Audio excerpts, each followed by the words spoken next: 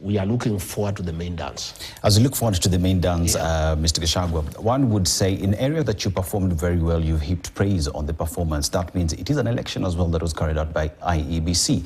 The areas that the United Opposition performed poorly, you say that election was rigged. One would say that is double-speak because it is the very same institution that carried out the election. I am not saying the election was conducted where we won. In Narok, it is the resilience of the Narok people that made that election happen.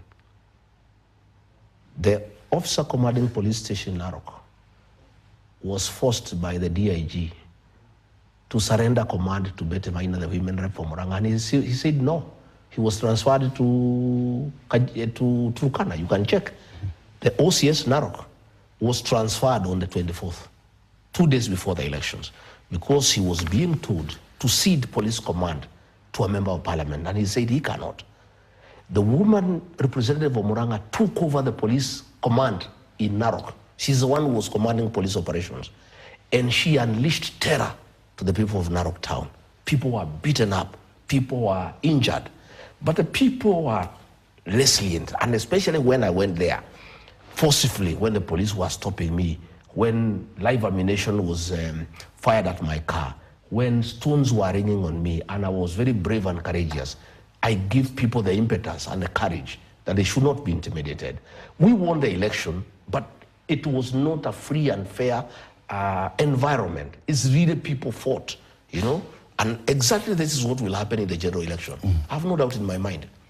Kenyans will not agree to be suppressed by goons and police in 2027. I have no doubt in my mind. What I saw in Narok is what we want to encourage across the country. In Kariobangi, there was a lot of violence and voter suppression. But the people there were determined. They wanted to elect a leader whom they want, and they did it. In Kisa, there was a lot of violence. So I am not saying that in areas where DCP won, it was a fair contest. It wasn't. They won against many odds. In fact, in Narok, if there was no voter suppression, our candidate who got 6,000 votes would have gotten 12,000. But there was a lot of voter suppression, you know, intimidating women and young people to make sure that they don't go to vote. So what I'm saying is, why I'm not worried as a leader in this country, it is possible to intimidate people in a by-election using goons and police. It is not possible to do so during the general election. There are not enough goons to intimidate people in the country. Every goon will be in his constituency, and he will be dealt with by the local people. The police will have no capacity to escort goons to cause mayhem, because in a general election, you need 2 police officers in every polling station. We have 45,000 polling stations in Kenya. You need 90,000 police officers. They are never enough. In fact, they borrow manpower from KWS and KFS. So what I'm saying, and I want to assure the people of Kenya, there will be no police officers to escort goons to come and intimidate you. So deal with the goons, and they will be dealt with, I can tell you. Even these goons are only a problem because they have police escort, who have guns, who have live ammunition. If the goons were trying to intimidate the people of Kenya on their own, they will be dealt with by the people of Kenya. But Kenyans, you know, start back a little bit, because normally they are backed.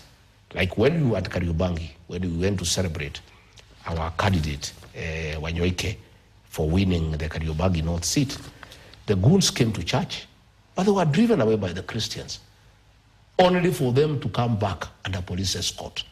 Police backed them with bullets, with tear gas. You know, police were tear gassing children and the clergy so that they can create confusion and allow the guns to attack our people. But if the police keep away, goons are not a challenge in this country. They will be dealt with by the people of Kenya in a very, very, very expeditious manner. So I want to assure the people that what they saw during the by-election is not possible in a general election. Nobody has that capacity during a general election to cause mayhem, to intimidate people, to do voter suppression. I can tell you the people of Kenya will make sure that voting is orderly, there is no disruption, there is no voter suppression, there is no interference. The people of Kenya will do so. Mr. Gachagua, you've said that